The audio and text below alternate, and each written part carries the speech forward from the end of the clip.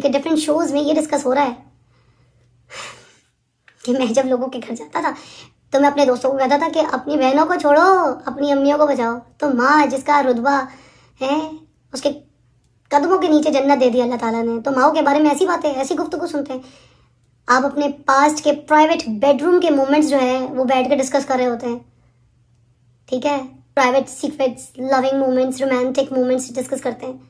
तो मैं जिक्र करना चाहती हूँ उन लोगों का जिन लोगों ने पिछले दिनों मुझ पे बहुत क्रिटिसाइज किया। सबसे पहले तो मिशी आपा, सबसे पहले इन्होंने इसका आगाज किया। मिशी आपा का पास तो सब लोग ही जानते हैं, और फैमिली क्या होती है, फैमिली टूटने की तकलीफ क्या होती है, इस बारे में मैं मिशी आपा को कुछ नहीं कहना चाहती।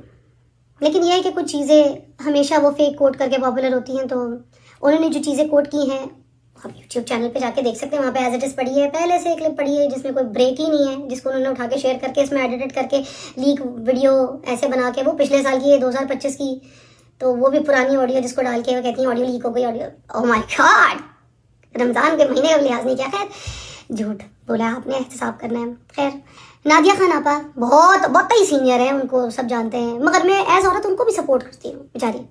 मगर मुझे याद आता है नूर बुखारी मेरी बड़ी फेवरेट एक्ट्रेस होती थी और प्यारी, सबको याद होगा कि उन्होंने कैसे उस बेचारी की हंसती बसती ज़िंदगी बर्बाद कर दी थी, और उसका नतीजा पूरी कायनात ने सबने देखा है, दुनिया वालों के सामने कैसा भुगता है। आपको शायद भूल गया कि जो किसी का घर तोड़ता है फिर उसका खुद भी नहीं बचता। देखिए शादियाँ खैर आप करते रहे जितनी आपकी मर्जी, मगर शादियाँ बचाना बहुत ज़रूरी काम होता है।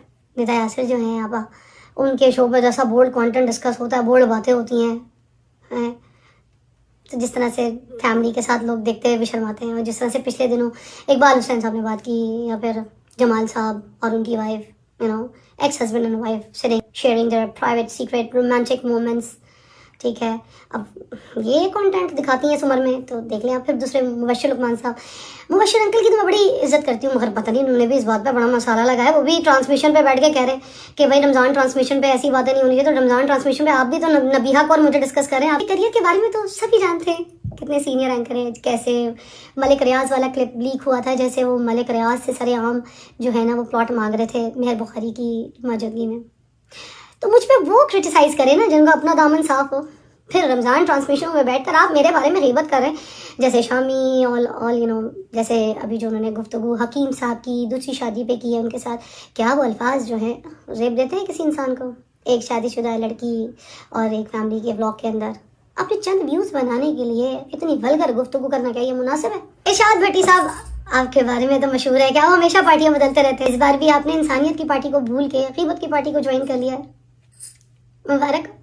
फिजा अली हमेशा वायरल रही है, हमेशा से मेरी बहुत चीज़ें वायरल। अब साल में देख ले 12 महीने अगर है ना, तो मेरे 14 क्लिप वायरल होते ही होते, तो मुझे ज़रूरत नहीं है इस तरह की ये स्टंट करने की, इस तरह की चीज़ों के सहारा लेने। तो खुदा के लिए रमज़ान के जो बाबरकत महीना है ना, उसको पामाल ना करें, उसका ख्याल रखें।